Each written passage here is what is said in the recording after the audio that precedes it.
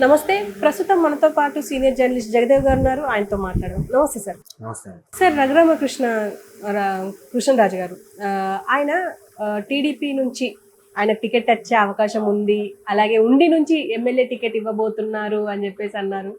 అంటే ఎంతవరకు నిజం సార్?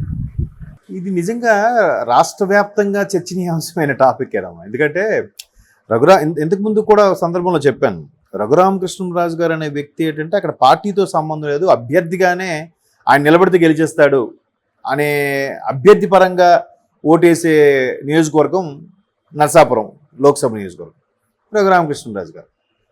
అయితే ఆయన ఏమో కొన్ని బ్లండర్ మిస్టేక్స్ చేశారని ఈ మధ్యకాలంలో వార్తలు వినిపించాయి. నేను కూడా చూశాను, దాని మీద మాట్లాడాను కూడా. అంటే జనరల్గా ఆయన ఏంటంటే పార్టీలకు అతీతంగా అందరితో చక్కగా ఉంటాడు. 2019లో వైసీపీ తరఫున గెలిచారు, బాగుంది.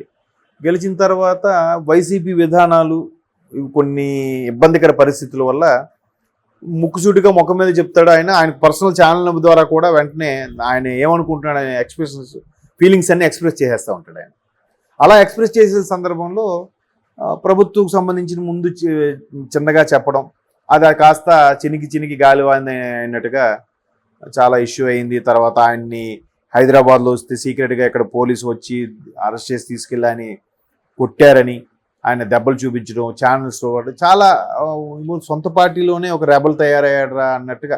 ఇది వైసీపీ వచ్చిన 6 నెలలకే స్టార్ట్ అయిపోయింది ఈ వ్యవహారం. ఇలా స్టార్ట్ అయితే ఏమైంది, ఆయన ఎప్పటికప్పుడు వీడియోస్ పెట్టడం, ప్రభుత్వ విధానాల మీద దుయ్యబట్టడం. మొన్నటి వరకు కూడా, అంటే ఒక 2 నెలల కిందటి వరకు కూడా ఆయన వైసీపీకి రాజీనామా చేయలేదు. వాళ్ళు కూడా ఎందుకో మరి వైసీపీ నుంచి సస్పెండ్ చేయలేదు. ఆయన సస్పెండ్ డిస్మిస్ చేసేస్తే ఇంకా ఆయన బీభత్సంగా చేస్తారన్న భయంకో దేనికో వాళ్ళు చేయలేదు.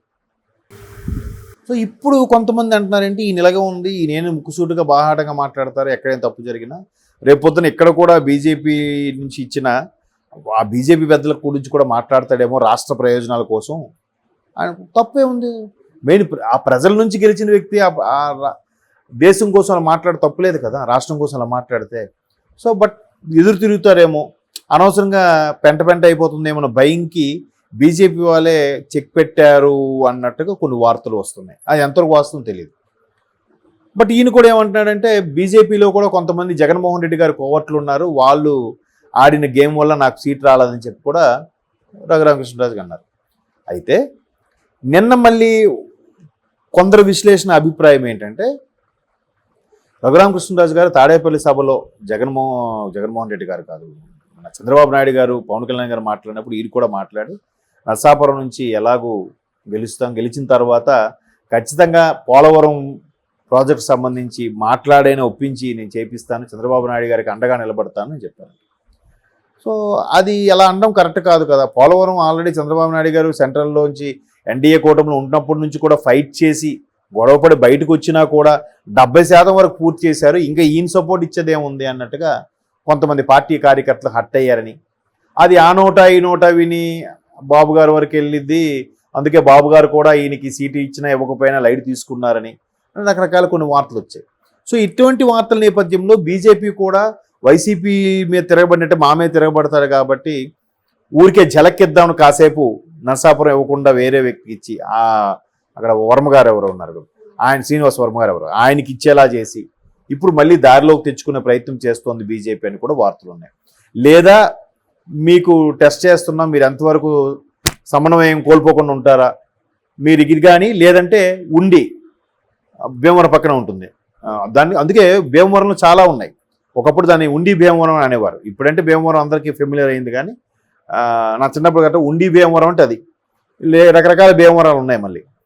సో ఉండి నియోజకవర్గంకి అసెంబ్లీకి వెళ్ళి పోటీ చేస్తారా అన్నట్టుగా కూడా బీజేపీ షరతు పెట్టిందని, మీరు కొద్దిగా జాగ్రత్తగా వ్యవహరించాలి, మాట్లాడాలి అన్నట్టుగా కూడా బీజేపీ కండిషన్స్తో కూడిన, అయితే మళ్ళీ నరసాపురం కేటాయిస్తాం, లేదు తప్పదు అనుకుంటే మీరు ఉండి అసెంబ్లీ నియోజకవర్గానికైనా వెళ్ళాలి అన్నట్టుగా కూడా కండిషన్ పెట్టిందని వార్తలు వినిపిస్తున్నాయి. బట్ ఏది వాస్తవం అని తెలియదు. ఎందుకంటే బీజేపీ, టీడీపీ, జనసేన కూటములు పొత్తు కూడా గడిచిన 4-5 నెలల నుంచి వినిపిస్తూనే ఉన్నాయి, అవుతుందా మొన్న 1 month back 1.5 month back declare చేశారు. అంతవరకు అది కూడా ఏంటి, చంద్రబాబు గారు ఢిల్లీ వెళ్ళి వచ్చాక అక్కడ బయట పార్టీ అధ్యక్షుడితో పుష్పగుచ్చం ఇచ్చి పార్టీలోకి ఆహ్వానిస్తున్నట్టుగా ఏదో పార్టీలోకి ఇన్ ద సెన్స్ ఎన్డీఏ కూటమిలోకి ఆహ్వానిస్తున్నట్టుగా తెలిసిందే తప్ప చాలా రోజులు డ్రాగ్ అయింది కదా. సో ఇది నరసాపురం కూడా 2 రోజులు డ్రాగ్ చేస్తారేమో అనుకుంటున్నాను. బట్ చంద్రబాబు నాయుడు గారు మాత్రం రఘురామకృష్ణరాజు గారికి ఎలాగైనా సీటు కేటాయించి ఇచ్చేలాగా ప్రయత్నాలు అయితే చేస్తున్నారంట. ఆల్మోస్ట్ ఆల్ మళ్ళీ నరసాపురమే కన్ఫర్మ్ అవ్వచ్చు అని కూడా ఉంది. ఎందుకంటే ఆయనకి సెంట్రల్లో కూడా ఎంపీగా ఉన్నారు కాబట్టి, పైగా మంచి ఇండస్ట్రియలిస్టు, బాగా వ్యాపారాలు, మంచి ఆస్తులు పాస్తులు ఉన్న వ్యక్తి కాబట్టి ఆయన సెంట్రల్లో ఉంటేనే రాష్ట్ర ప్రయోజనాల కోసం అక్కడ ఇట్లాంటి ఓపెన్గా బాహాటంగా మాట్లాడే వ్యక్తులు కావాలి కాబట్టి ఈయన ఎంపీగా ఉంటేనే బెటరు. అక్కడ అవసరమైతే బీజేపీ వాళ్ళతో కూడా ఫైట్ చేసి రాష్ట్రం కోసం ఫైట్ చేస్తారనే ఒక కన్సర్న్ కూడా ఉంది బాబు గారికి కానీ పార్టీ కార్యకర్తలు కానీ. సో అలాంటివి అనుకుంటే మాత్రం నరసాపురం ఇవ్వచ్చు. స్టేట్ వైజ్ ఇస్తే మాత్రం అసెంబ్లీకి వెళ్తే ఇంకోలా ఉంటుంది సీన్. అప్పుడు ఖచ్చితంగా ఆయన ప్రజల కోసం అవసరమైనవన్నీ మాట్లాడతారు. అటువంటి వాళ్ళు ఉండాలి. ఒకరో ఇద్దరు మాట్లాడతారు, మిగతా అందరూ కూడా ఏదో మా బిజినెస్లు ఉన్నాయి మేము చేసుకుంటున్నాం అన్నట్టు కాకుండా ఇట్లాంటి వాళ్ళు ఒక 5-6 తయారైతే అప్పుడు రాష్ట్ర ప్రయోజనాలు బాగుపడతాయి, దేశ ప్రయోజనాలు బాగుపడతాయి కదా. సో బీజేపీ అయితే ఆ కండిషన్ పెట్టిందంట. అయితే నరసాపురం అవసరం అనుకుంటే మీకు ఉండి అసెంబ్లీ నియోజకవర్గం కేటాయిస్తామని. బట్ అటు తిరిగి ఇటు తిరిగి ఆ స్థానం టీడీపీకే దక్కేలాగా, టీడీపీలో నుంచే ఈయన పోటీ చేసేలాగా కూడా అవకాశం ఉంది. కానీ మొదటి నుంచి చెప్పేది ఏంటంటే నరసాపురం రఘురామకృష్ణరాజు గారికే కన్ఫర్ము. కాకపోతే పొత్తుల్లో భాగంగా అది టీడీపీకి వెళ్తుందా, జనసేనకి వెళ్తుందా, బీజేపీకి వెళ్తుందా డిసైడ్ అయిన తర్వాతే అప్పుడు ఆయన ఆ పర్టికులర్ పార్టీ తీర్థం పుచ్చుకొని నరసాపురం నుంచి పోటీ చేస్తారు. బట్ నరసాపురం అనగానే RRR గారు కంపల్సరీ ఆయనే పోటీ చేస్తాడని కూడా జనాలకు బాగా వెళ్ళిపోయింది. రాష్ట్ర వ్యాప్తంగా కూడా మంచి ఇమేజ్ ఉన్న వ్యక్తి. ఎందుకు ఆయన పర్సనల్గా ఛానల్, సోషల్ మీడియా పరంగా కూడా మంచి నేమ్ ఫేమ్ ఉన్న పర్సన్, రాజకీయ పరంగా మంచి ఇమేజ్ ఉంది. ఎందుకంటే చాలామంది కర్లగా చెప్పుకుంటారు. ఆయన ఒకసారి ఇలాగే పార్టీలకు అతీతంగా అందరికీ లోక్సభ సభ్యులందరికీ విందు కూడా ఏర్పాటు చేశారు. అది ఎన్నో రకాల వంటకాలతో, ఆంధ్ర వంటకాలతో విందు ఏర్పాటు చేశారు. సో అన్ని పార్టీలతో, అందరి నాయకులతో కూడా మంచి సంబంధాలు ఉన్న వ్యక్తికి ఇక్కడ సీట్ ఇవ్వకపోవడం అనేది అందరికీ ఆశ్చర్యం కలిగించే అంశం. అలాగే ఆయనకని ఫిక్స్ అయిపోయి టీడీపీ జనసేన కూటమి కింద సమన్వయ కమిటీలు కూడా పనిచేస్తున్నప్పుడు ఒక్కసారి ఆయనకి ఇవ్వమనేసరికి ఎవరికి పోటీ చేయాలి, ఎవరికి పోటీ చేయాలి అన్న ఫీలింగ్ కూడా ఉంటుంది కదా. అఫ్కోర్స్ బీజేపీ అభ్యర్థిని పెట్టారనుకోండి, లేదు ఈయన ఉంటే బాగుంటుంది అని ఫీలింగ్లోకి వెళ్ళిపోయిన వాళ్ళు కూడా కొంచెం డిసప్పాయింట్ అవ్వచ్చు కదా. కింద పార్టీ క్యాడర్ దెబ్బతింటుంది కదా. సో మళ్ళీ అటు చేసి ఇటు చేసి టీడీపీకి తరపున పోటీ చేస్తే టీడీపీకి ఆ స్థానం కేటాయించవచ్చు అని కూడా వార్తలు వినిపిస్తున్నాయి. చూద్దాం మరి ఆయన ఏ స్థాయిలో చక్రం తిప్పారో, లేదా ఆయన తరపున బాబు గారు ఏమైనా చక్రం తిప్పుతున్నారో చూడాలి. అంటే గెలుస్తారని తెలిసినా కూడా, అంటే ఖచ్చితంగా గెలుస్తారు అని తెలుసు కాబట్టి ఏదో ఒక పార్టీ తీసేసుకుంటే అయిపోతుంది కదా. అంటే గెలవడం ముఖ్యం కదా సార్. అంటే ఇప్పుడు వైసీపీ నుంచి బయటకు వచ్చిన వ్యక్తి ఇప్పుడు ఖచ్చితంగా గెలుస్తారని తెలిసినప్పుడు టీడీపీకి ప్లస్ అవుతుంది కదా సార్. అంటే ఇప్పుడు అదే చెప్పాను కదా, అభ్యర్థి పరంగా అయితే ఆయన 100% కరెక్టు. ఆయనకి అందరూ మార్కులు వేసేవారే, ఓట్లు వేసేవారే. కాకపోతే రాజకీయాల్లో ఈగోలు కూడా ఉంటాయి. ఇప్పుడు మొన్న ఒక పార్టీ ఇలాగే ఒక స్టేట్లో ముఖ్యమంత్రి అభ్యర్థిగా గెలుచుకున్నప్పుడు సీనియర్ ఇవ్వకుండా జూనియర్లకు ఇచ్చారంట. ఎందుకు ఇచ్చారు? సీనియర్ అయితే ఇటు అన్ని 4 పాయింట్స్ రూల్స్ అని తెలుసు, మన దగ్గరకు వచ్చి సీనియర్ ఏంటబ్బాయి చెప్పని మాట్లాడతారు. అదే జూనియర్ అయితే అక్కడ నిలబడతాడు, అన్న రావచ్చు అన్న అంటాడు. జూనియర్కి ఇస్తే ఇంకెక్కువ రెస్పెక్ట్ పెరుగుతుంది కదా, నేను చెప్పినట్టు వింటాడు కదా.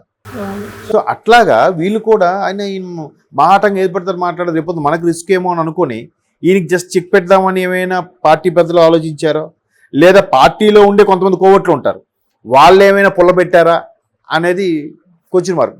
మళ్ళీ ఇక్కడ పాయింట్కి వస్తే రాజకీయాలు ఏదైనా సాధ్యమే, అంతే కదా.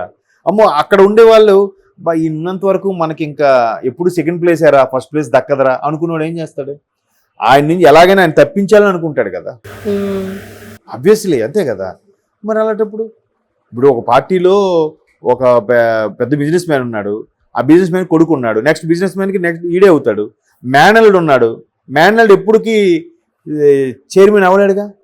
ఈయన్ని తప్పిస్తే కదా మేనల్డ్ చైర్మన్ అవుతాడు. అంతవరకు వాడు CEO MDగానే కూడా చేయొచ్చు, చైర్మన్ మాత్రం అవ్వలేడు. ఆ బిజినెస్ మ్యాన్ కొడుకునే పెడతాడు చైర్మన్.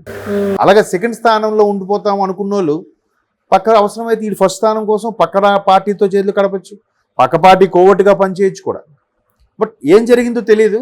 బట్ అన్నీ ఆల్ ఈజ్ వెల్ అనుకుంటే మళ్ళీ RRR గారికే నరసాపురం ఛాన్స్ ఉందన్నట్టు కూడా వార్తలు వస్తున్నాయి. కన్ఫర్మ్ ఆల్మోస్ట్ మళ్ళీ కన్ఫర్మ్ అయింది, మారుస్తున్నారు. మళ్ళీ టీడీపీలో కూడా జనసేనలో కూడా మళ్ళీ కొంచెం సీట్లు పెరిగే ఛాన్స్ ఉంది అసెంబ్లీ వరకు అన్నట్టు కూడా వార్తలు వినిపిస్తున్నాయి. చూద్దాం, ఇంకా టైం ఉంది కదా.